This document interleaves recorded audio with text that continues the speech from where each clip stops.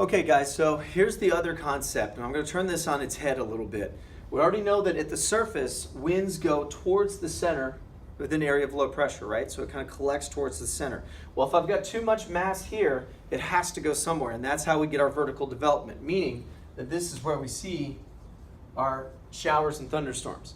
So in an area of high pressure, we're moving air away from the center because the air is compressing. If you think like the top part of the atmosphere is out here and here's the surface, that air is compressing down to the center, and so we've got to move it out. And that's why we generally see with an area of high pressure, sunny skies, okay?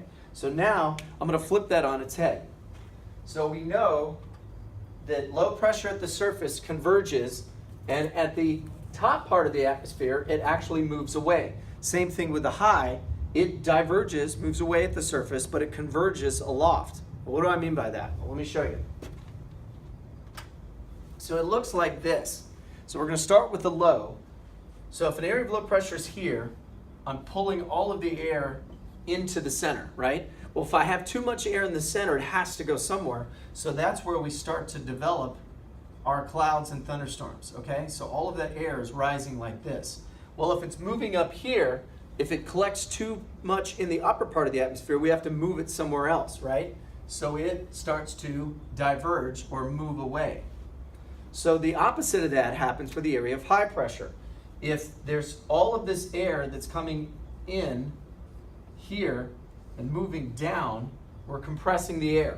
So we're increasing the density and the temperature, which is why as this high pressure starts to build and get stronger and stronger, it compresses the air, we generally will see sunny skies.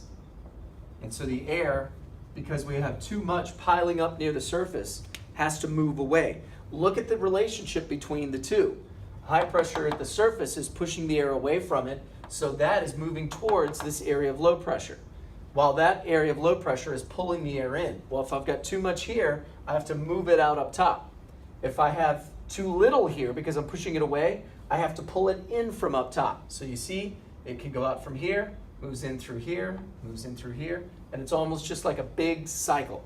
So that's how it's kind of flipped on its head, whereas areas of low pressure at the surface pull the air in towards the center, and it escapes, so to speak, aloft. But it creates this vertical development, which is why we get showers and thunderstorms.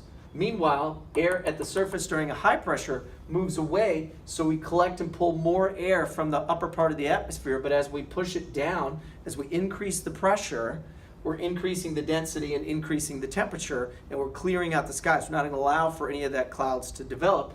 That's why we see sunny skies. Make sense? If not, hit me up with questions, okay? See ya.